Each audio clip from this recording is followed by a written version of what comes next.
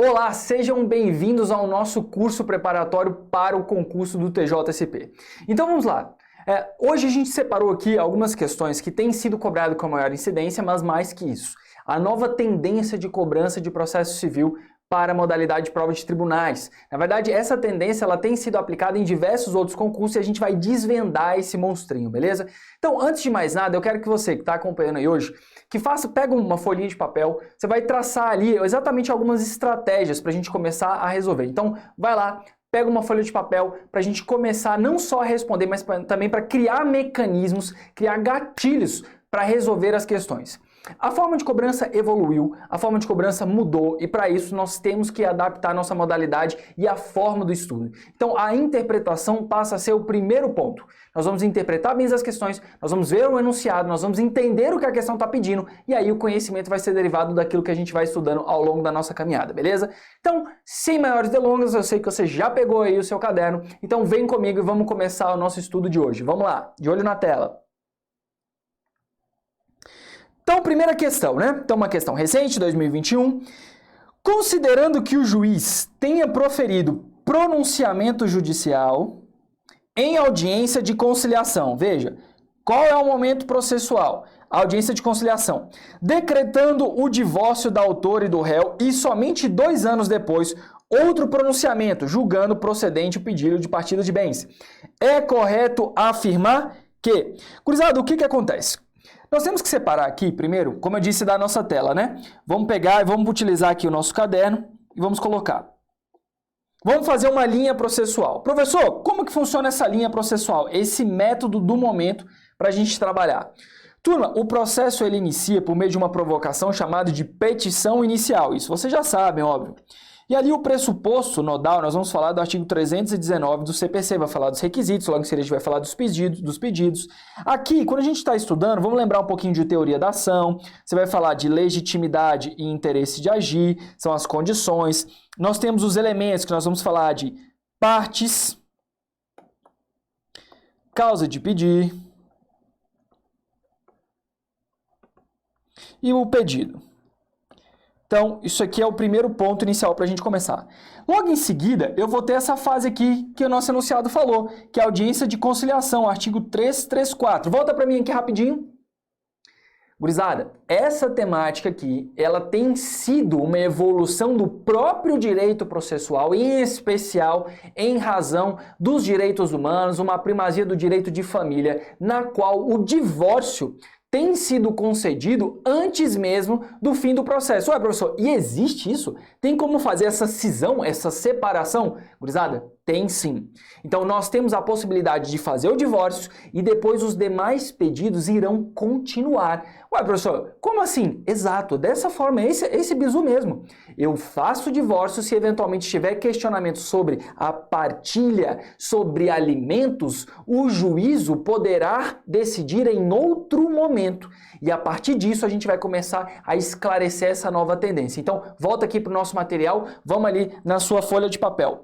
Então, nós temos aqui a audiência de conciliação, artigo 334, você vai entender a regra do 30, 20 e 10. Para quem não sabe o que eu estou falando, dê uma olhadinha, esse bizu é do momento, sobre prazo.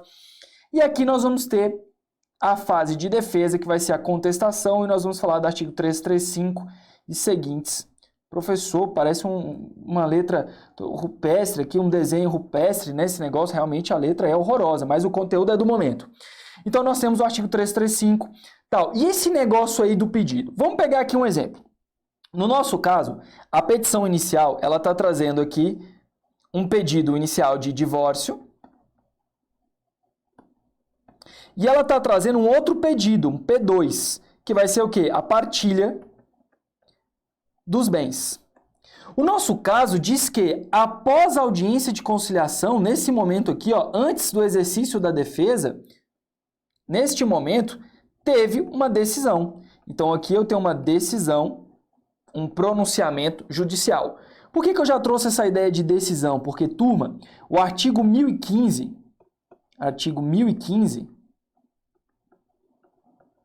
inciso 2º do CPC, vai falar, CPC, ele vai falar de decisões de mérito. E aí eu tenho que analisar isso cumulado com o artigo 356, que diz sobre um elemento novo. Volta para mim. Chamado de decisão parcial antecipada de mérito. Professor, esclarece aí. Gurizada, é o seguinte. Entrei com a petição inicial, tem mais de um pedido. O juiz, nesse caso em especial, analisou que o divórcio era possível naquele momento porque não existe argumento jurídico capaz de obrigar uma pessoa a ficar com outra. É uma nova tendência, realmente, de interpretação sobre essas demandas. Então, nesse caso, ele entendeu que eu posso antecipar aqui aquele pedido 1, esse P1, sobre o divórcio, para eu separar aquele casal. Então, efetivamente, eu tenho o divórcio, os dois passam a ser considerados, então, divorciados. E a partir dali, a discussão fica estritamente sobre a questão da partilha. Então, eu tenho uma decisão parcial antecipada de mérito. Atenção, bizu do bizu. Decisão parcial antecipada de mérito, caberá recurso de agravo de instrumento. Por isso que eu coloquei o artigo 1015, inciso 2º. Professor, mas a questão fala de agravo, relaxa. O importante é que tu pegue essa manha. Pegou essa manha, fechou, tá top do momento, beleza? Então volta aqui de novo, vamos lá, vamos dar sequência, vamos continuar. Então o que acontece? Eu estou analisando aqui, eu estou verificando que nesse caso eu identifiquei uma decisão, um pronunciamento, né, que foi feito nesse momento. E essa decisão, esse pronunciamento, ele vai lá então, vai comportar esse recurso de agravo de instrumento. Professor, mas completa aí essa reta que agora eu fiquei com uma dúvida. Bem, nesse mesmo momento aqui da contestação, você tem que lembrar da hipótese de reconvenção, então artigo 343 do CPC. Depois disso, nós vamos ter uma fase de provas, chamada de especificação de provas, onde você vai pedir provas para o juízo. Depois, eu vou ter uma fase, se for necessário, de audiência de instrução e julgamento. Pode haver, lembra lá direito penal, as chamadas alegações finais? Pode, isso aqui, o juízo, verificando a complexidade da causa, ele pode conceder às partes a oportunidade de alegações finais. E ao fim eu tenho a chamada sentença, né? A sentença põe fim à fase de conhecimento. O recurso cabível da sentença será apelação, ok? E aqui, nesse caso, da decisão parcial antecipada de mérito, eu vou falar de agravo de instrumento, nosso famosíssimo AGI, beleza? Top, professor, bacana. Então vamos lá rapidão para a nossa questão, para ver se agora eu consigo resolver da forma mais fácil possível. Então vamos à alternativa A. O primeiro pronunciamento judicial é uma sentença. Opa! Não pode ser considerado uma sentença. Por quê, turma? Porque a sentença, gurizada, ela põe fim à fase de conhecimento. Nesse caso, eu tenho fim à fase de conhecimento? Quer dizer, eu encerrei aquele processo? Não, eu não encerrei aquele processo. Eu tenho uma decisão parcial antecipada de mérito. Então, necessariamente, eu estou falando de uma decisão. Fechou? Massa? Então já toma nota. Nesse caso eu vou falar de uma decisão. Então, por conta disso, obviamente, não vai caber apelação. Então, errada. Ambos pronunciamentos judiciais são sentença por ter conteúdo do artigo 487 do Processo Civil, devendo ambas ser objeto de apelação. Negativo. C. O primeiro pronunciamento judicial é uma decisão interlocutória, mas não é agravável por não constar no rol de decisões impugnáveis de imediato. Falso! Nós temos sim o artigo 1015. O primeiro pronunciamento judicial é uma decisão interlocutória, sendo, pois, agravável, e a segunda sendo uma sentença, assim, apelável. Então, a resposta correta vai ser a letra D. Mas volta para cá, rapidão. Volta aqui. Professor, se eu não tivesse recorrido, apresentado o meu recurso de agravo de instrumento, eu poderia pegar os dois, tanto a matéria do divórcio quanto a matéria da partilha de bens, e utilizar na minha apelação? A resposta é não, turma. Se o recurso ali cabível é justamente o agravo de instrumento e tu não apresenta ele no momento devido, acontece o instituto da preclusão, ou então camarão que dorme, a onda leva, deu mole, vacilou, o direito não socorre aos que dormem. Então, por conta disso, se eventualmente tu não apresentou recurso cabível no prazo cabível, tu perdeu, comeu bola. Então, nessa oportunidade, não poderá discutir em apelação. Professor, por que tu está sendo tão incisivo nisso? Porque é a tendência. Veja, se eu tenho uma ação que eu falo aqui de um dano material, um dano moral e um lucro cessante, o juiz entende que o dano material é incontroverso e faz uma decisão antecipada de mérito. Neste caso, essa decisão aqui, ela comporta agravo de instrumento, enquanto as duas outras serão objeto de apelação em razão da sentença. Eu não posso, depois em apelação, pegar e discutir isso que já foi decidido no passado, sob pena do Instituto da Preclusão, o famoso deu mole. Show? Massa, então vamos continuar aqui. Então, a resposta correta para nós vai ser a letra D, né? E aí, no segundo ponto, nós temos aqui, pronunciamento judicial é impugnável, em preliminar de apelação ou em contra-razões por conteúdo de mérito. Também questão errada. Volta para mim. Professor, eu tenho uma dúvida. Que diacho é preliminar de apelação? Lembra que eu falei que a ideia é que a gente aprenda, que a gente pegue o bizu? Então tá aí. Preliminar de apelação, turma, será utilizado, é cabível, quando houver uma decisão judicial ao longo do processo que não comporta agravo de instrumento. Olha, professor, e como é que eu faço isso aí? Dá uma olhada lá no artigo 1015, tu vai dar uma olhada aqui, as decisões interlocutórias, você vai ver assim, ó, as tutelas provisórias, as questões de decisão de mérito, aí você vai ver sobre a questão de cláusula de compromisso arbitral, de intervenção de terceiro, sobre a questão da gratuidade de justiça. Então, basicamente, o rol está bem claro sobre as hipóteses que comportam ou não o agravo de instrumento. Então, viu? Putz, não cabe agravo de instrumento? Já sei, preliminar de apelação. Top, essa eu já não erro mais. Fechou? Então, vamos comigo, vamos dar sequência. E aí, então, gabarito letra D. Próximo, vamos lá. Poderá ser proferida a decisão contra uma das partes sem que ela seja previamente ouvida. Turma, o que é ser previamente ouvida? Essa ideia de ser previamente ouvida é para exercer o quê? A sua ampla defesa e contraditório. Volta para mim. Perdão. A ampla defesa e contraditório, turma, obviamente, é um pressuposto do devido processo legal, é natural isso.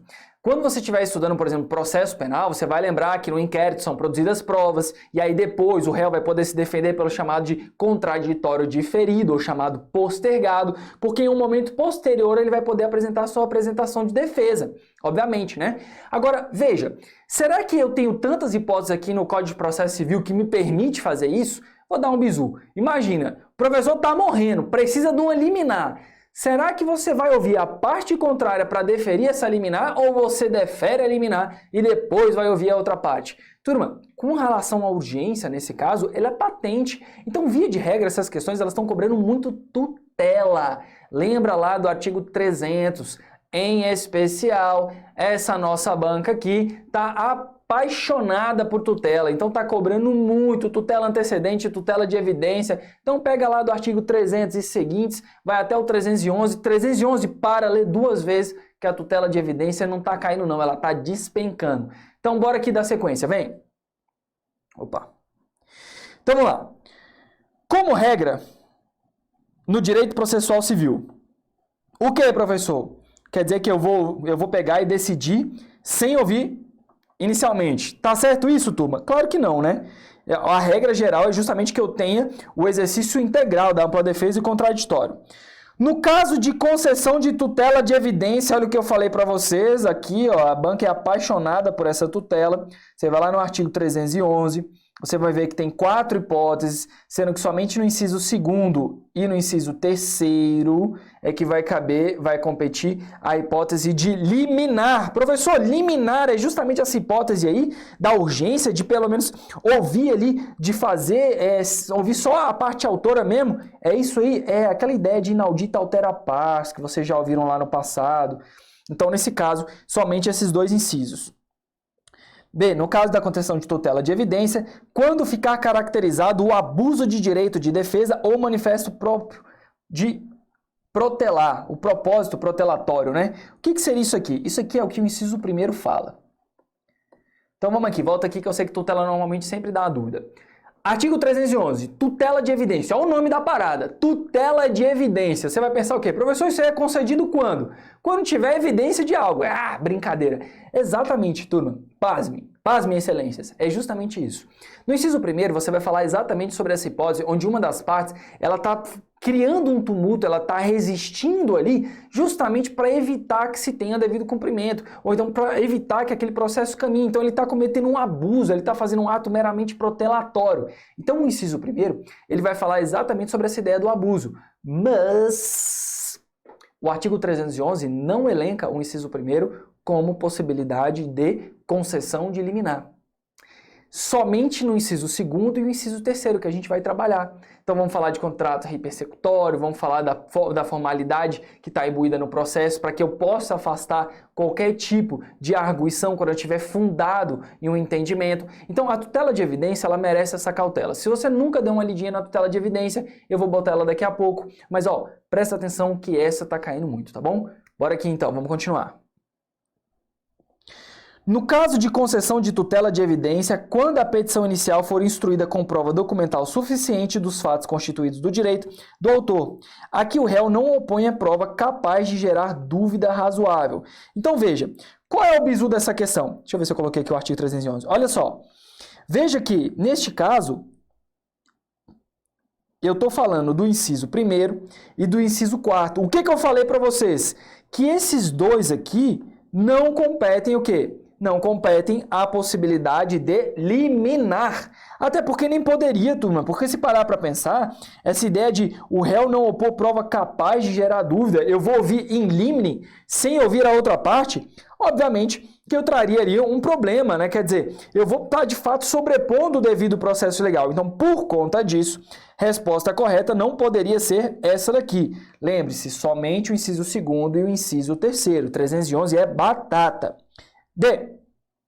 No caso da concessão da tutela de evidência, desde que demonstrado o perigo do dano ou risco do resultado útil do processo, quando as alegações de fato puderem ser comprovadas documentalmente. Veja bem, olha só, quando eu estiver falando da tutela de evidência, turma, o que eu tenho aqui no próprio caput do artigo, independentemente da demonstração de perigo ou dano. Então, esse bizu ele é interessantíssimo. Por quê? Porque eu tenho a tutela antecipada, eu tenho a tutela cautelar e eu tenho essa de evidência. Essa de evidência, vamos colocar ela em evidência, ela é a diferentona. Então, aqui o artigo 311, ele vai trazer essa previsão distinta das demais. Esse requisito da urgência, do perigo da demora, da probabilidade do direito, ele vai estar inerente à antecipada e à cautelar, beleza? Então, vamos aqui para outra, vamos voltar para a nossa alternativa. E aí, então, o que sobra? A tutela provisória de urgência, que aí nós já vimos que ela tem duas naturezas. Ou eu vou estar falando de uma natureza cautelar, ou eu vou estar falando de uma natureza antecipada. Professor, isso aí sempre foi dúvida, sempre foi pauta, sempre tive dúvidas sobre. Então, vamos para cá, vamos pegar uma tela e vamos lá, tutela. Quando eu estiver falando de cautelar, eu quero que vocês pensem no seguinte: proteger algo. Beleza? Aí volta para mim. Proteger algo. Só que esse algo não é o objeto final da demanda. Como assim, professor? Eu quero proteger algo que está relacionado ao caso, mas não necessariamente é o objeto final da demanda. Como assim, professor? Vamos pensar, por exemplo, uma questão que eu estou discutindo sobre um inventário e aí tem umas pessoas dilapidando, depredando, zoando, gastando, arrepiando o patrimônio. Nesse caso, eu falo, excelência, eu preciso proteger isso aqui, porque senão, quando eu resolver esse processo, acabou, eu não vou poder conseguir nenhum tipo de liquidez. Então, veja, se eu estiver falando da cautelar, eu estou protegendo algo, mas eu não estou fazendo o quê? Eu não estou buscando antecipar aquela decisão final. Ou seja, essa vai ser a grande sacada. Na cautelar, eu protejo algo para garantir que no meu processo, no final, ele tenha um resultado útil. Enquanto na tutela antecipada eu falo, olha, o objeto final da minha ação é a liminar para o teu tratamento médico.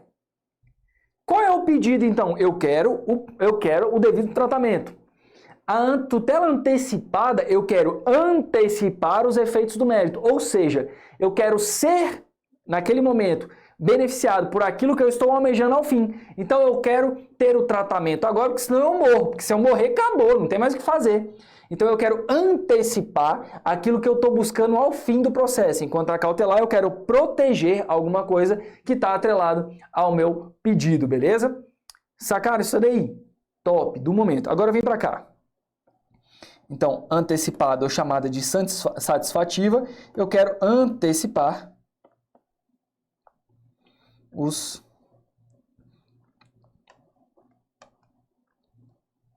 objetos da demanda.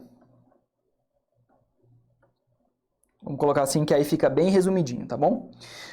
Só que aí, gurizada, a gente tem que traçar aqui um paralelo. O que o CPC trouxe pra gente é que agora eu tenho um marco e eu vou poder chamar de tutela antecedente.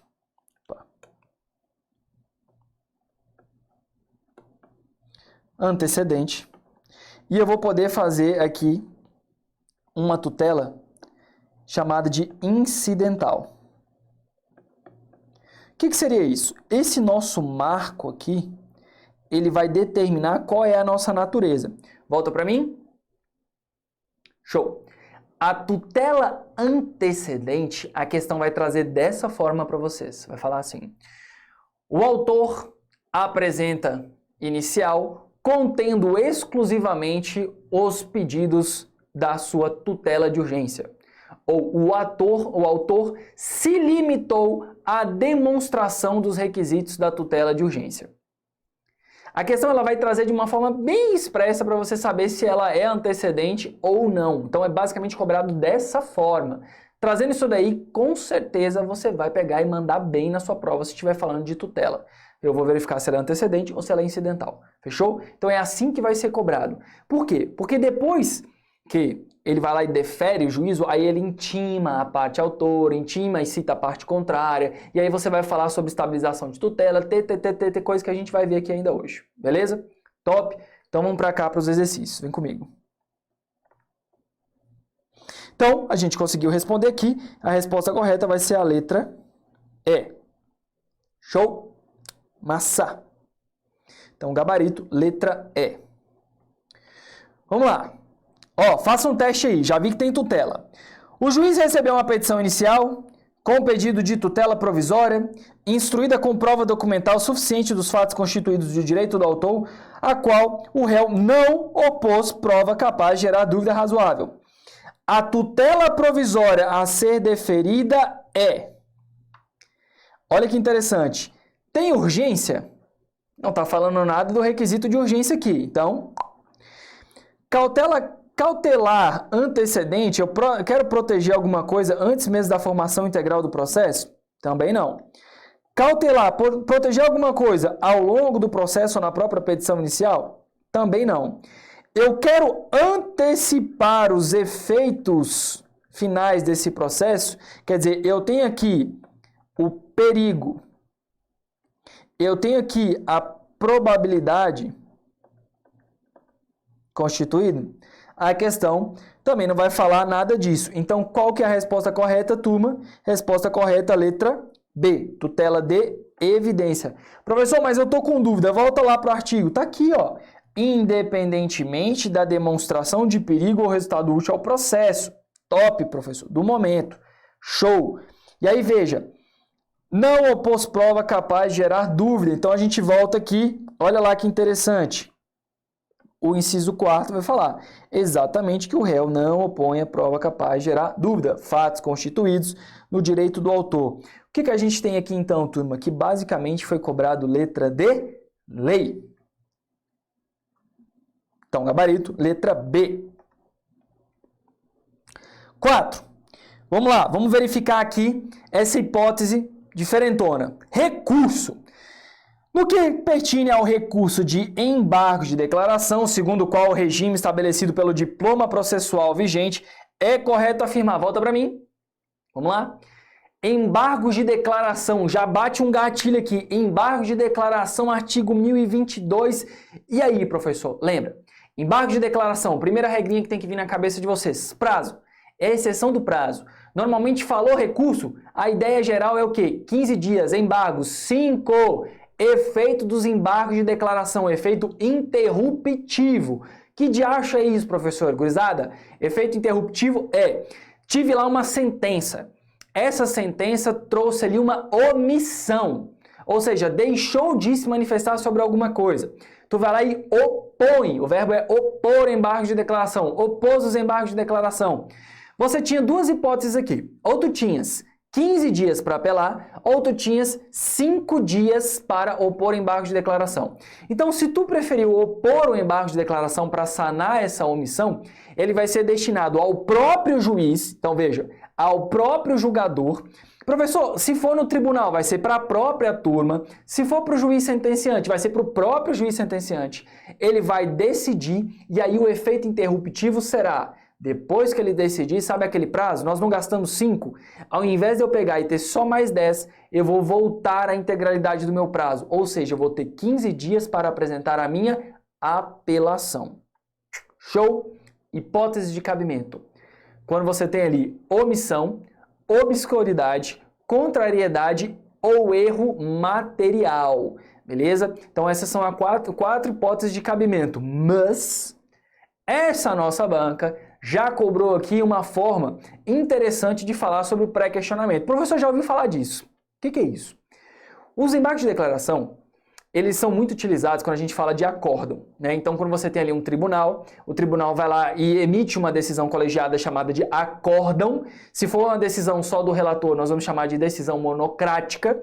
Se for do colegiado, nós vamos chamar de acórdão. Então, os embargadores foram lá, proferiram um acórdão. E aí, a parte recorreu apresentando, então, os embargos de declaração. Esses embargos de declaração, turma, eles podem trazer ali uma indagação sobre o pré-questionamento. O que é isso? É falar, excelências, olha só, me parece que tal artigo não foi respeitado. Ou então, houve uma omissão sobre tal ponto, não foi discutido sobre a existência de ofensa ou não a determinado artigo da lei. Isso serve, turma, por quê? Porque quando eu estiver falando de recurso especial e recurso extraordinário, que são dois recursos excepcionalíssimos, o STJ e o STF somente poderão apreciar aquilo que o tribunal se manifestou sobre. Ou seja, que ele teve a possibilidade de se manifestar sobre. Professor, mas eu opus os embargos de declaração e eles não se manifestaram. Aí vem a forma que a nossa banquinha aqui já cobrou. Que uma vez que foram opostos embargos de declaração, quando for subir o recurso especial, vai subir o nosso acórdão, os embargos, a decisão do acórdão, o juízo de admissibilidade sobre o nosso recurso, vai subir para então os tribunais superiores poderem analisar. Show? Fera? Então volta para cá, vamos ver se isso aqui vai ajudar a responder a nossa questão. Vamos lá. Compreende-se incluído no acórdão os elementos que embargantes... Compreende-se incluídos no acórdão os elementos que o embargante suscitou para fins de pré-questionamento, ainda que os embargos de declaração sejam inadmitidos ou rejeitados, caso o Tribunal Superior considere existente erro, omissão, contradição ou obscuridade. Então, basicamente, foi o que eu acabei de falar, né? Mas vamos ver os demais para entender por que eu tenho ali uma questão errada. Na hipótese dos embargos de declaração não alterarem a conclusão do julgamento, o recurso interposto pela outra parte, antes da publicação do julgamento dos embargos, deverá ser por ela ratificado, sob pena de não reconhecimento do recurso. Gurizada, volta para mim. Essa questão já caiu no exame da OAB também. Criatividade aqui foi baixa. Por quê? Porque basicamente a gente já tinha visto algo muito semelhante que isso aqui na prova da OAB.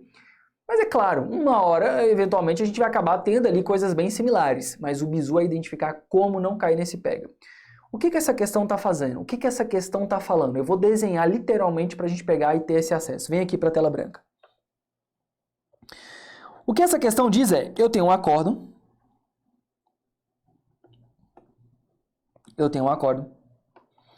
E aí, uma vez que foi proferido esse acórdão, eu tenho aqui, normalmente, né, o prazo de 15 dias para apresentar RESP, recurso especial, né, que vai para o STJ, ou então apresentar o meu REST, né, o recurso extraordinário, que vai para o STF. Top, professor, do momento. O que a questão está falando é, o camarada opôs em 5 dias embargo de declaração. E o que a questão está me dizendo? Se esse camaradinha aqui, então vamos colocar camaradinha 1, camaradinha 2. Se o camaradinha 2 opôs os embargos durante esse prazo, eles são tempestivos, e se o camaradinha 1 interpôs o recurso durante o período de apreciação, ou seja, ainda não tinha sido decididos os embargos, o que a questão está falando é, olha, se a nova decisão, porque vai ter que ser apreciado, se essa nova decisão não mudar o teor dessa decisão anterior, essa galera aqui, o camaradinha 1, vai ter que ratificar. Porque se ele não ratificar, não vai ser conhecido. Turma, volta para mim. É para mim? Isso aqui está equivocado, gurizada. Por quê? Porque se os embargos de declaração não alterarem o teor do julgado, se não alterou esse acórdão anterior, não tem o porquê de ter a necessidade de ratificar ou retificar. Por quê? Porque, veja, se eu optei por apresentar o meu recurso especial antes mesmo do embargo de declaração da outra parte, basicamente que eu já trouxe os elementos jurídicos que vão atacar, aquele acórdão anterior. Então, se esse novo dispositivo, essa nova decisão sobre os embargos não alterarem nada, obviamente não tem nenhum porquê de eu querer mudar, até porque eu já apresentei, eu já gastei a minha cartinha ali, eu já apresentei o recurso cabível. Então não há necessidade de ratificar. Mas, professor, essa questão então ela tá aí por quê? Porque, gurizada, no código anterior, no código 73, tinha necessidade de você ratificar e E aí nem vou falar muito disso para vocês não confundirem. Então isso é do CPC anterior. Agora é 2015 para frente, tá top, beleza? Ficou muito mais tranquilo. Show? Então vamos continuar aqui, vem comigo. Então vamos lá. Após a oposição de embargo de declaração, o juiz, em regra, intimará o embargado para manifestar-se no prazo de 5 dias sobre os embargos opostos, sob pena de nulidade. Turma, veja bem, essa questão, a redação dela é bem questionável, porque assim, a ideia é que ela fica restrita só sobre essa informação dos embargos de declaração. O que acontece? Vocês já devem ter ouvido falar do chamado embargo infringente, que não existe.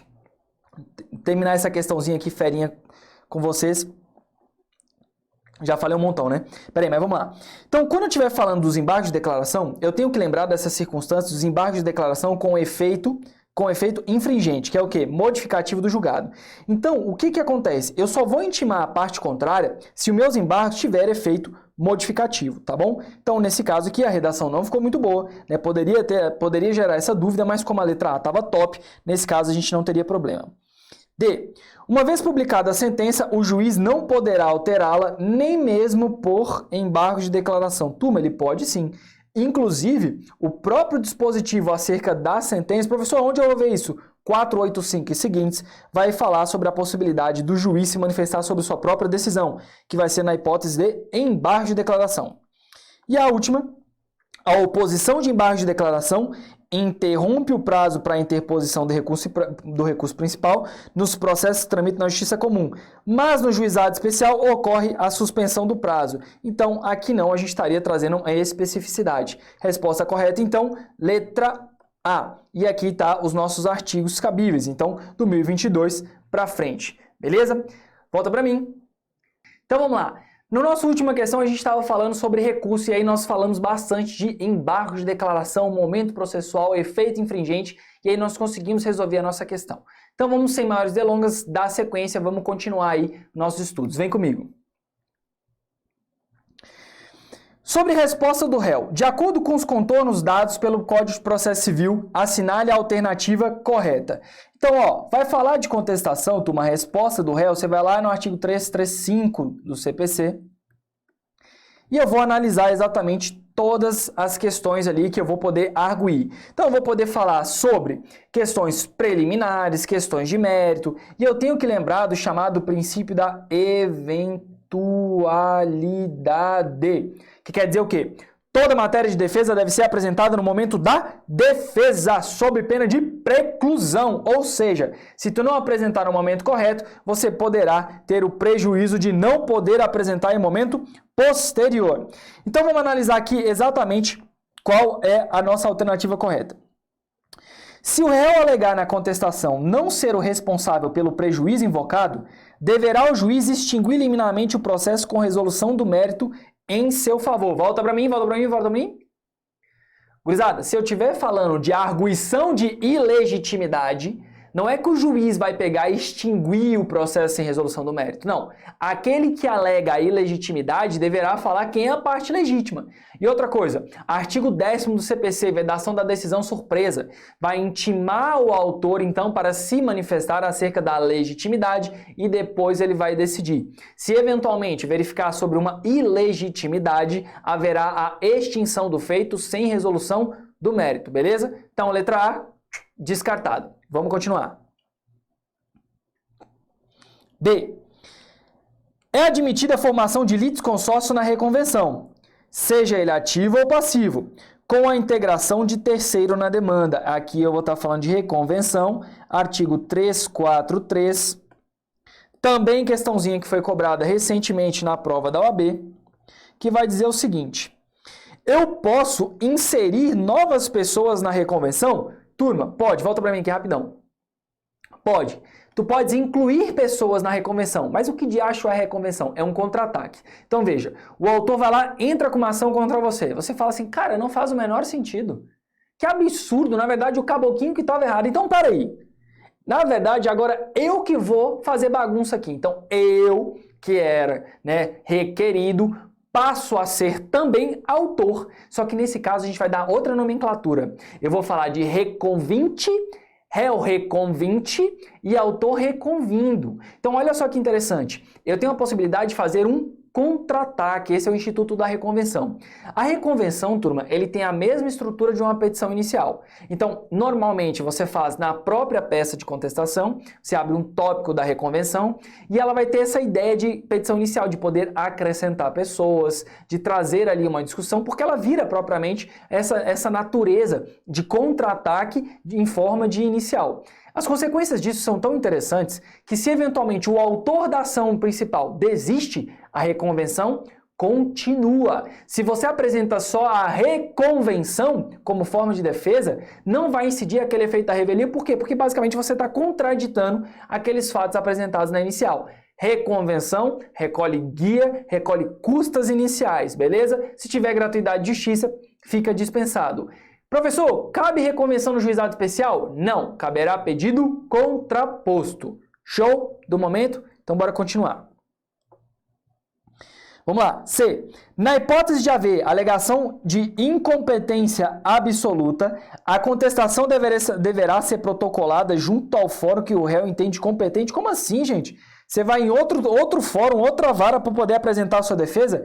Não faz sentido, não existe isso aqui, beleza? Cabendo a este definir, não. Essa aqui é aquela questão dada, tá viajando. Por quê? Eu tô falando de peticionar numa vara distinta, num fórum distinto. Não. Não é o caso aqui, não. D. A desistência da ação ou mesmo a ocorrência de causa extintiva que impeça o exame de seu mérito obsta a análise da reconvenção. Veja, o que eu acabei de falar, olha que interessante, eu acabei de falar que se você apresentou a reconvenção, ainda que o autor desista da ação, a reconvenção vai continuar, porque ela tem essa natureza de inicial. Incumbe ao réu, antes de discutir o mérito, alegar a existência de incompetência relativa. Ok. A qual, por ser de ordem pública, pode, inclusive, ser conhecido de ofício pelo juiz. Gurizada, presta atenção, incompetência relativa não é matéria de ofício, somente incompetência absoluta, que seria matéria de ordem pública apta a ser conhecida de ofício. Volta para mim rapidão. chega aqui. Professor, esse negócio de matéria de ordem pública, matéria de ordem pública é aquilo que excede o interesse das partes. Então, quando o juiz verifica uma coisa tão grave quanto uma incompetência absoluta, ou seja, que aquela demanda só pode ser julgada naquele lugar, obviamente que ele pode agir sem provocação, ele pode agir de ofício. Incompetência relativa precisa ser suscitada pelas partes. Se eventualmente não é suscitada, nós vamos falar do instituto da prorrogação. Eu vou prorrogar, então, aquela competência inicialmente, que não era a competência originária, mas como não teria nenhum tipo de problema, ela é relativa, então segue o baile. Beleza? Show? Então vamos lá, vamos continuar. Então, resposta correta, letra B. Fiz aqui as minhas anotações, professor. Top do momento. 6. Adriano, ao desviar de um buraco no asfalto com seu veículo, colidiu com o carro de André, que estava estacionado na mesma rua. Então, vamos separar esses alminhas cebosas aqui, ó. Adriano e André. Colidiu com o carro de André. André sofreu prejuízo. Inconformado, virado no cão, obviamente, André decidiu propor a ação de reparação de danos morais em face de Adriano, requerendo a quantia de 50 mil pila. Adriano foi devidamente citado, mas entendendo ser um absurdo o pedido, não apresentou contestação. Adrian, famoso Adriano, bem, você cometeu aqui uma hipótese perigosa, né, Adriano? Você foi lá e deu uma de doido. Turma, volta para mim. Vem aqui. O que aconteceu aqui? Quando você deixa de apresentar a contestação, essa defesa, você vai ser chamado de revel. A revelia, ela tem como ali instituto nodal falar o quê? Olha, se a pessoa deixa de apresentar a contestação, ela é revel. Então eu posso presumir verdadeiros aqueles fatos apresentados pelo autor. Gurizada, poder presumir verdadeiros não é uma regra absoluta, ou seja, se eu estiver falando de direitos que não admitem, por exemplo, a disponibilidade, são direitos indisponíveis, eu não posso presumir verdadeiro. Tem situações que eu não posso aplicar a presunção de veracidade, porque existe uma incongruência de fato, falta prova, você vai lá e fala que eu bati na sua Ferrari, aí tu não junta o documento da Ferrari, o juiz olha e fala assim, rapaz, esse camarada nem tem aqui um documento da Ferrari, como é que ele está falando isso? Não, então vou intimar para ele apresentar. Qual é o grande bizu da revelia? É que ela não é absoluta. O juiz pode sim se satisfazer se tiver ali devidamente comprovado, desde que seja possível aquele direito a permitir essa revelia. E se eventualmente ele não estiver satisfeito com o que foi juntado inicial, ele pode seguir as demais fases do processo. Ué, pessoal, e o revel? O revel, se eventualmente o cara comeu bola, ele pode entrar no processo, mas como consequência, ele vai pegar o processo na fase que tiver, ou seja, ele vai pegar conforme o estado do processo. Se já tiver na fase de provas, então ele vai pegar na fase de provas. Se tiver em sentença, ele só vai poder recorrer. Beleza? Show? Então vamos lá, vamos voltar. Bem, A é revel e, por isso, o juiz deve julgar, o verbo, deve julgar procedente a ação e condená-la ao pagamento do valor requerido por André. Não é assim, turma. Não é porque foi revel que eu devo, né? Não é essa cogência, essa obrigatoriedade. O juiz tem o princípio do livre convencimento motivado. B. É revel, mas a revelia não vai produzir efeitos, o efeito da presunção de veracidade dos fatos alegados por André, uma vez que a ação trata sobre direitos indisponíveis. Ué, tá falando de dano, né? Tá falando aqui de patrimônio, não tem nada de direito indisponível. Quer ver um exemplo de direito indisponível interessante que não cabe esse tipo de revelia? Quando a gente vai lá e fala de ação que envolve concurso público, professor. Lembra, no caso que envolve concurso público, nem audiência de conciliação vai ter, porque naquela hipótese você não pode barganhar direitos do Estado. Beleza? Então, nesse caso aqui, nades com nades, beleza? Não se trata de direitos indisponíveis. C. É revel. E por isso, deve-se presumir a veracidade quanto aos danos narrados na petição. No entanto, a presunção de veracidade não alcança a definição do quantum indenizatório indicado pelo autor. Então, olha que interessante. Nesse caso, o que a questão está falando? Olha, a revelia pode atrair a presunção? Pode. Só que veja, ainda que atraia a presunção, eu não vou pegar e vou poder acatar integralmente simplesmente porque o autor quis colocar 50 mil aqui. Só que, turma, eu quero que vocês prestem atenção na inteligência dessa questão. A gente tem também que enaltecer quando a banca acerta. ela colocou de forma acertada que era dano moral. Porque se fosse dano material, turma, dano material é passível de prova, de comprovação. Então, quando falou do dano moral, é de caráter subjetivo. E por isso que eu não fico vinculado. Então, o que a revelia fez? Vai presumir aqui que o fato aconteceu. Agora, sobre a valoração, o juiz não fica obrigado. Show? Então, a resposta correta, letra C. Não é revel, considerando se tratar de direitos indisponíveis. Não. Não é o caso. Foi revel, sim. Não é revel, foi revel sim. Uma vez que pode-se entender o absurdo do pedido e entende que as alegações de fato formuladas pelo autor são inverossímeis. Também não é o caso. Basicamente, está falando que em razão do valor, eu vou descaracterizar a veracidade do fato. Então, essa daqui, nades com nades. E aí, então, resposta correta vai ser a letra C. Se eu estiver falando de revelia, vamos lembrar aqui do artigo 344, 345 e a possibilidade dos seus effects, seus efeitos. Show? Bisuzinho top, estudar revelia e reconvenção. Tá caindo muito na nossa banca. Sétimo, conforme o rol taxativo. O que é taxativo, turma? Que está escrito na lei. No cumprimento de sentença, a fazenda pública poderá impugnar a execução, mas não poderá arguir. Caramba, professor, cumprimento de sentença contra a fazenda pública. Eu nem sei quem é a fazenda pública. Volta aqui rapidão. Turma, tá com dúvida na fazenda pública, é só você lembrar, se você vai entrar com uma ação contra o Estado, município, onde vai ser processado? No fórum da fazenda pública. Quem vai representar? Procuradoria, beleza? Show? Claro, lembra de regrinhas, tem regrinha de honorário, regrinha de honorário tá top, dá uma olhadinha na regrinha de honorário, que é um bom chute para essa prova. Então vale a pena. E fazenda pública e cumprimento de sentença tá despencando, então atenção. Bora aqui, vamos lá. Eu não posso arguir o quê? Nulidade de citação, ilegitimidade, inexigibilidade do título, penhora incorreta ou excesso na execução. Turma, excesso na execução é o mais patente de todos que você pode arguir. Então, essa daqui é um dos principais, beleza? Veja que a questão está falando de não poder arguir. Então, essa daqui tá claro que pode sim. Então, aqui pode suscitar isso. Inexigibilidade do título ou inexigibilidade da obrigação. Tá questionando o próprio título. Então, nessa hipótese, nós vamos falar que também é possível. Vamos colocar assim, pode. Ilegitimidade da parte, também letra da lei. E nulidade de citação, que é, inclusive, extremamente importante, é uma matéria até de ordem pública, também pode. E aí, então, o que falou? Sobre penhora incorreta ou avaliação errônea. A resposta correta vai ser a letra D. Agora veja, isso daqui, turma, é letra de lei.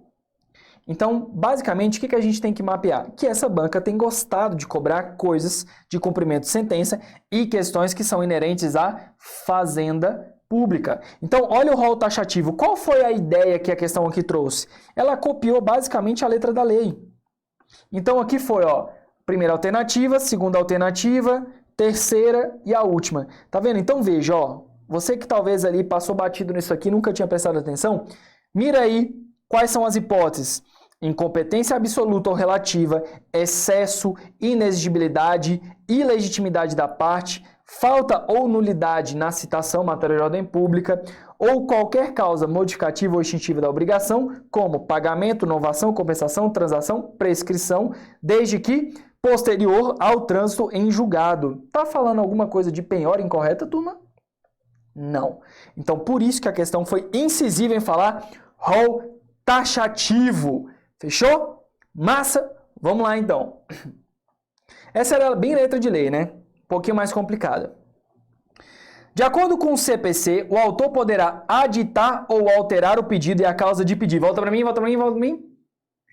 Artigo 319 seguintes. Lembra os requisitos da petição inicial? Depois você vai falar de pedidos. Você vai pegar lá, requisitos da petição inicial. Quais são eles, professor? C, competência, qualificação das partes, e depois FDP. Que isso, professor? Que absurdo. É fato, direito, pedido. Então, você vai achar o fato, que é a causa de pedir, o direito e o pedido. E o pedido ele tem que ser certo e determinado, ressalvadas algumas hipóteses, quando eu preciso averiguar alguma coisa, como, por exemplo, a ação de exigir contas. E aí, então, eu tenho data, tem o valor da ação, data, assinatura e um abraço, beleza? Data, assinatura do advogado e foi. Show? Então, essa dali é a estruturinha de petição inicial. Professor, eu posso mudar a minha causa de pedir? Eu posso aditar a minha inicial? A resposta é sim, pode. E aí a gente tem algumas regrinhas para isso. Veja, se eu estiver falando do momento anterior à citação até a citação, eu posso pegar e mudar. Por quê? Porque a partir do momento que a outra parte já passa a interagir no feito, aí já muda um pouco. Eu preciso, obviamente, que a parte contrária tenha a sua anuência com aquilo. Então a parte contrária tem que anuir se já tiver formado aquele processo integralmente. Se ele já tiver sido devidamente citado, se já tiver apresentado alguma coisa, eu tenho que, obviamente, dar a oportunidade dele exercer ampla defesa e contraditório. Então, por isso, o código separa. Até a citação você pode mudar a causa de pedir ou pedido. Mas após, então, nesse caso, aí eu já tenho essa formação da relação processual e aí eu preciso da anuência da outra parte. Show? Beleza? Então, com isso em mente, vem comigo, vamos responder aqui. Então, ó, o dispositivo vai ser o 329, para vocês que estão aí já ferinhas ávidos pelos artigos, e vamos analisar uma por uma. Eu posso mudar até o saneamento do processo com o consentimento do réu, assegurando o contraditório mediante a possibilidade de manifestação dentro do prazo de 15 dias. Vamos deixar isso aqui em stand-by, que eu fui lá no 329, eu já sei, professor. A qualquer tempo do processo, com o consentimento do réu, assegurado o contraditório mediante possibilidade de manifestação no prazo de 20 dias. Turma, volta para cá, vem para cá. Falou esses prazos esdrúxulos, você já ligou o sinalzinho amarelo. Por quê? Grande chance de estar errado. 7 dias, 8 dias, 20 dias, 40 dias. Presta atenção, enorme chance de estar errado. O que essa alternativa está falando? Que pode ser a qualquer momento. Turma, imagina o seguinte, depois da sentença, tem como mudar isso? Como é que depois da sentença eu vou mudar o fato? O juiz já apreciou, beleza? Então fique atento com relação a isso. Interpretação. Bora, volta. Até a citação do réu. Opa! Com o consentimento do réu. Ô, papai, peraí. Se eu estiver falando até a citação do réu, eu nem preciso do consentimento dele. E se eu estiver falando do direito de se manifestar de forma contrária, né, exercer o contraditório, eu vou falar de 15 dias e não 30 dias. D. A qualquer tempo no processo, lasqueira. Sem consentimento do réu, aí não, né? Aí não, sem consentimento não. Já formou aquela relação. Então, obviamente, também equivocado. Até o saneamento, sem consentimento, assegurado contraditório mediante possibilidade, prazo de 20 dias, ó. Top! Massa, professor. Peguei aqui 20 dias, já vi nades com nades. Vi esse 30 aqui também, nada a ver. Tá falando de prazo quase em dobro. Então, também nada a ver. E aqui no caso, sem consentimento a qualquer tempo, nades com nades, resposta correta, letra A. Show? Então, o artigo referência vai ser o artigo 329. Nona, sobre a incompetência absoluta ou relativa, assinale a alternativa correta. Vem para mim, vem para mim, vem para mim, vem para mim. Gurizada, incompetência relativa, ou seja, se eu não falar, aquele juízo, ele vai poder julgar. Só dar um exemplo aí. Pensa o seguinte, nós temos um contrato. Esse contrato prevê um foro de eleição. Só que a parte autora entrou no domicílio do réu, no meu domicílio. E aí, enfim, o nosso contrato tinha posto outro lugar para resolver aquela demanda. O autor entrou com a ação, eu pensei, bem, estou aqui na minha área, estou de boa na lagoa, não sou eu que vou criar problema.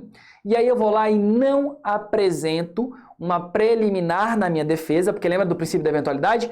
Toda matéria de defesa deverá ser apresentada no momento da defesa, sob pena de preclusão. O famoso comeu bola, camarãozinho dormiu, onda levou. Então, neste caso, lembre-se, se eu estiver falando dessa hipótese de competência relativa, deve ser suscitado no momento da manifestação de defesa, sob pena de preclusão. Agora, a competência absoluta é matéria de ordem pública. O juiz poderá verificar isso de ofício.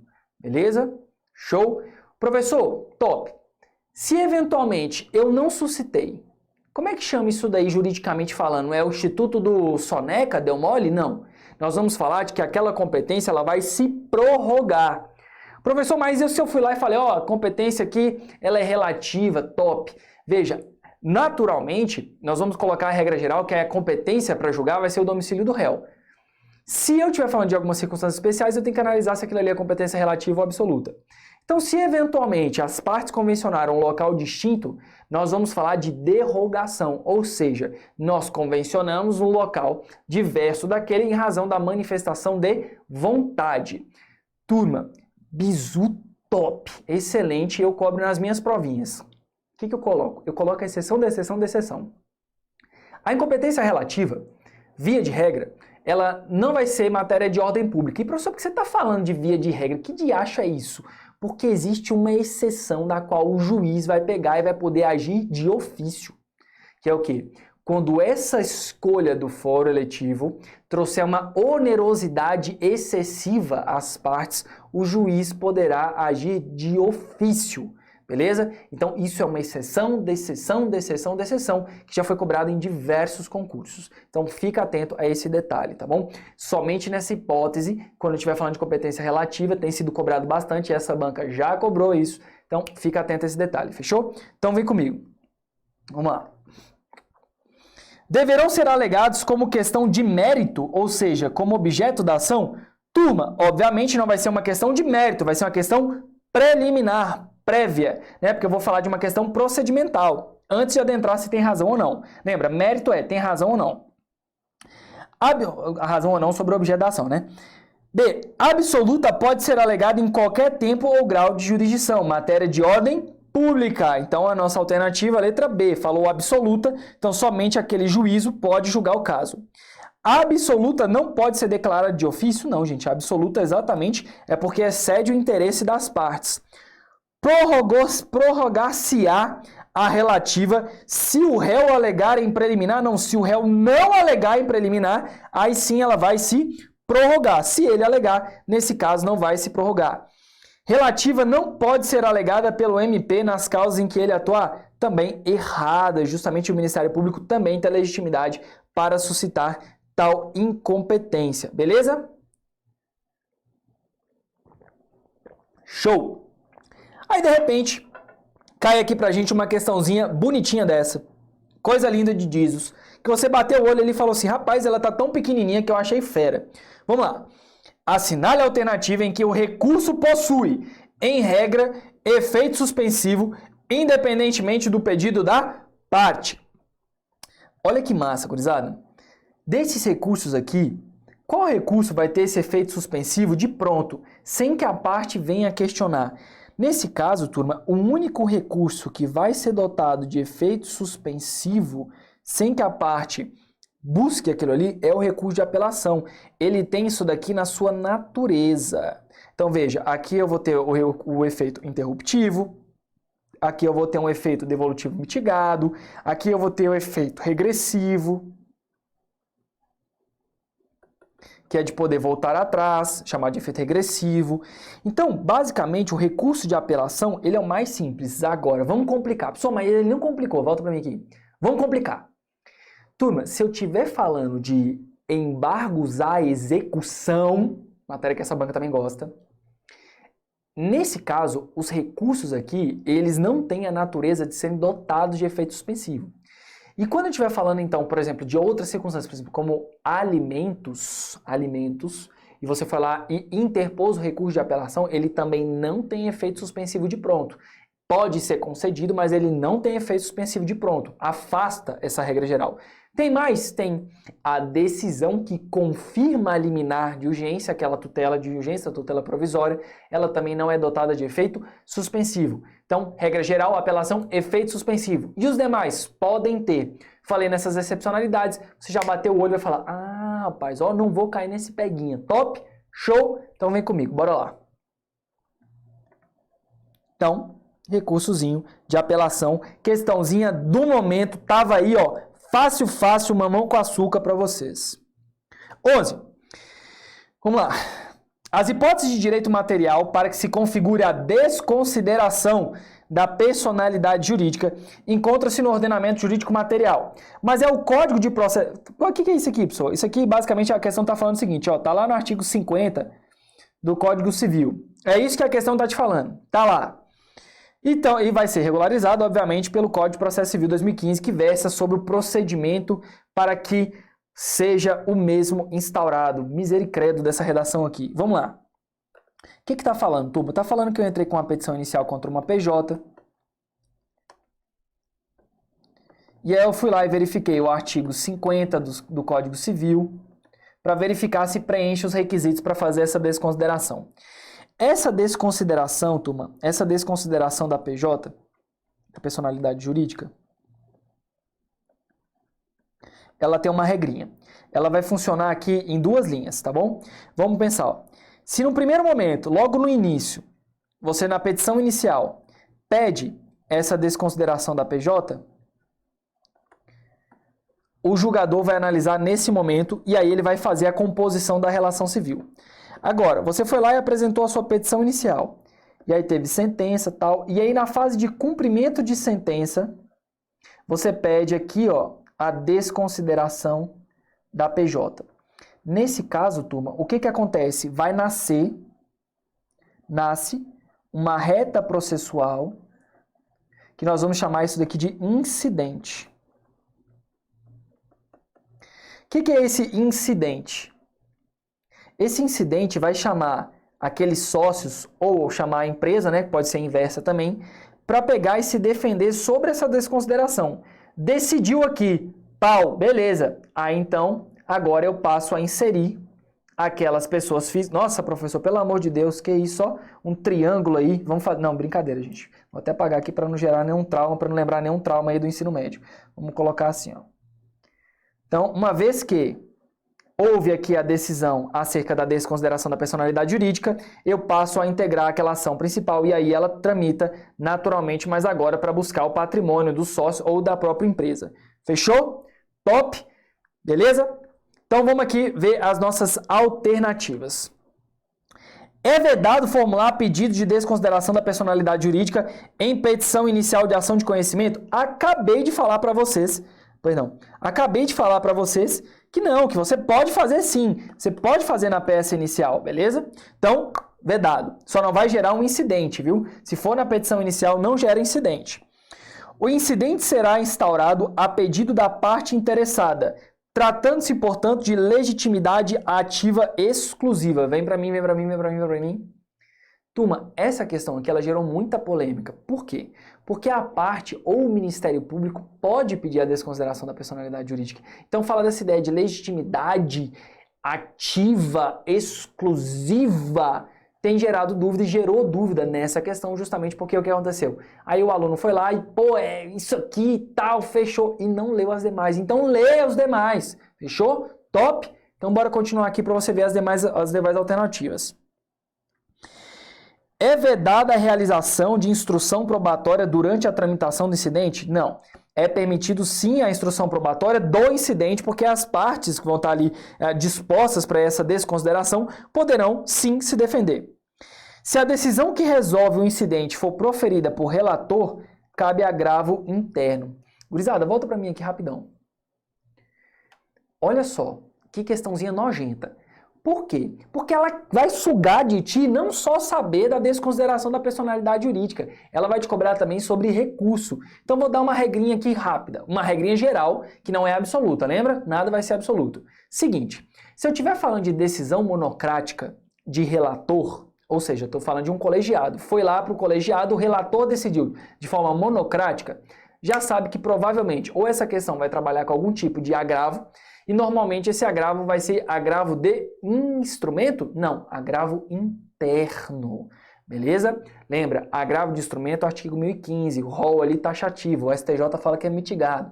Mas enfim, normalmente não está caindo tanto em prova, salvo se colocar ali sobre o entendimento do STJ, mas em outro momento a gente fala disso. Normalmente quando for falar de agravo interno, ele vai deixar bem claro assim, ó, decisão do relator, decisão monocrática. E aí vai ser, então, a grande chance de você apresentar um agravo interno. Professor, não lembro de prazo. Você tem 15 e 5, a maioria é 15. Você vai chutar qual? 5? Não, você vai chutar o quê? 15, vai estar lá top do momento, vai vir um certão, assim, ó, pontão a mais para vocês. Show? Então vem comigo aqui, vamos continuar. Então, ó, por se tratar de manifesto incidente cognitivo, o incidente será resolvido por sentença impugnável por apelação. Não, turma, não. Quando eu estiver falando de decisão do incidente, eu vou falar de uma decisão que tem essa natureza incidental, ou seja, paralelo, vai ser paralelo ao processo. Quando que cabe a apelação? Somente quando eu estiver falando de sentença. A sentença põe fim à fase de conhecimento, então não caia nesse erro. Resposta correta, letra D, questãozinha capiciosa, né? Então aqui coloquei o artigo 133, né, sobre a desconsideração da personalidade jurídica, lembrando que essa ideia vai falar que no 136 aqui é por uma decisão interlocutória, vai falar a pedido da parte ou do Ministério Público, beleza? E a ideia do se a decisão for proferida pelo relator, caberá agravo interno. Então, o próprio dispositivo vai trazer aqui pra gente com essa maior clareza, mas obviamente acabou atraindo também essa possibilidade de outras discussões, né? Vamos lá. A tutela provisória que pode sofrer o fenômeno da estabilização é vem pra mim, essa aqui é massa. Por quê? Porque, gente, só cabe uma. Essa questão aqui foi muito dada, essa aqui veio de brinde, essa aqui é o bônus, ninguém pode errar essa aqui. Por quê, gente? A estabilização da tutela, o que de acha é isso, professor? Lembra? Eu fiz uma reta no início da aula, eu coloquei assim um paralelo e coloquei assim, olha, depois que o processo está formado integralmente, a partir do momento que eu entrar com a minha petição completa, dando moral, com prova, vai ser incidental. Então, dali para frente, incidental. Mas a questão pode falar sobre o autor se limitar aos requisitos da liminar. Quando o autor se limita aos requisitos da liminar, ele vai falar que ela é antecedente. E aí, qual é essa ideia de estabilização da tutela? Digamos que tu entrou com uma ação buscando ali o reestabelecimento do plano de saúde. Então você pediu uma liminar para o reestabelecimento, porque ele foi cancelado sem justo motivo, estava devidamente pago, você foi lá, apresentou o comprovante, pediu a urgência para que você tivesse os efeitos da tutela antecipados de forma antecedente, porque você precisava fazer uma cirurgia. Falou muito rápido. Em suma, você precisava daquilo, senão ia morrer, você nem pensou em dano moral, não pensou em nada, você só queria que te voltasse a ter ali o plano de saúde, beleza? Show! Uma vez que você faz isso, turma, que você se limita somente aos requisitos da tutela, nós vamos falar de tutela antecedente, beleza? E aí vamos lembrar, cautelar para proteger alguma coisa, antecipada quando eu quero antecipar o final da minha demanda. Se eu estou falando nesse caso de buscar ali restabelecer o plano de saúde, o que eu estou buscando? Não é basicamente antecipar o objeto final da minha ação? É, professor. E você só se limitou a apresentar aquele pedido ali. Então você não trouxe mais nada, nenhum outro pedido senão aquela liminar. Se a parte contrária foi citada, intimada daquela decisão e não apresenta o recurso cabível, que é o agravo do instrumento, basicamente é como se ele tivesse dado o aceite, ele ficou de boinha na lagoa. Se ele fica de boa na lagoa, turma, o que o CPC fala? Ele fala o seguinte, olha, agora cabe na antecipação de tutela em caráter antecedente a chamada estabilização da tutela. Eu vou encerrar isso aqui. Se a parte deu por satisfeita, tá top do momento. Se a parte contrária também ficou de boa, então isso aqui tá estável. Normalmente, uma coisa difícil. Isso daí gera coisa julgada, quer dizer, vai ter falar quem tem razão ou quem não tem, e aí o código vai dizer que não vai gerar coisa julgada material, ou seja, não foi como se tivesse encerrado ali, decidindo o mérito propriamente dito. Então você tem um prazo de 2 anos de poder ali rediscutir aquilo ali, mas, no nosso caso aqui vai falar somente, estritamente, de qual tutela permite a estabilização. Então a resposta será somente a tutela antecipada antecedente, ou seja, tutela de urgência antecipada antecedente. Beleza? Show? Então vem comigo aqui. Bati o olho, vi, tutela de evidência? Não pode, porque tutela de evidência só cabe de forma incidental. Só incidental. Tutela antecipada requerida em caráter antecedente é essa aqui, a ferinha do baile. Tutela cautelar? Não cabe. Tutela cautelar? Também não cabe. Tutela antecipada requerida em caráter incidental? Não, turma. Por quê? Incidental é ao longo do processo. Só vai estabilizar se for somente em caráter antecedente. Show? Então, essa matéria aqui, como eu disse, está sendo a queridinha da galera que está cobrando processo civil. Então, tá aqui, artigo 304, vai falar sobre a tutela e vai falar sobre a ideia da estabilidade. Resposta letra D. Vamos mais uma aqui para a gente encerrar o bloco. O agravo interno não tem cabimento contra a decisão que... Turma, vem para mim. Vem para mim. Essa questão, ela gerou outra polêmica, porque neste caso você precisa parar tudo. Você que tá aí, ó, um pouco distraído, tá ouvindo na velocidade 2, tu precisas necessariamente ler isso aqui com calma, tá bom? Eu já vou botar o gabarito e vou explicar exatamente o porquê dessa treta, dessa questão e como a gente pode ser levado ao fast thinking, que é um problema da gente pensar que, da arca de quê? De Moisés? Não, de Noé. Lembra daquelas piadinhas quando a gente fala, quem foi que juntou lá, tal, naquela arca de Moisés? Como é que foi o casal? Como é que era aquele negócio dos animais? A pessoa é induzida a falar uma coisa quando na verdade é outra. Então fica atento a isso, tá bom? Esse chamado fast thinking nos leva ao erro. Mas vem aqui, ó, vamos conferir aqui, ó. Então, ó, já vou deixar aqui de pronto, a resposta vai ser a letra A, mas eu vou começar de baixo para cima para vocês entenderem. Ó, não cabe agravo interno contra a decisão que resolver incidente de desconsideração da personalidade jurídica. Se eu estiver falando de decisão do relator, sim, cabe agravo interno, beleza? Então lembra que cabe agravo interno. Vamos lá, decisão do relator. Tá vendo? Essa redação aqui não foi muito boa, mas enfim. Aplicar entendimento firmado em regime de repercussão geral ou em julgamento de recursos repetitivos. Letra da lei. Então aqui nós vamos estar falando de aplicação de entendimentos vinculantes, repercussão geral e repetitivos. Então aqui outra hipótese também que a lei vai determinar. Sobrestar recurso que verse sobre controvérsia de caráter repetitivo. Novamente, ainda não decidida pelo STF ou STJ, conforme se trate de matéria constitucional ou infraconstitucional. Também letra da lei. B.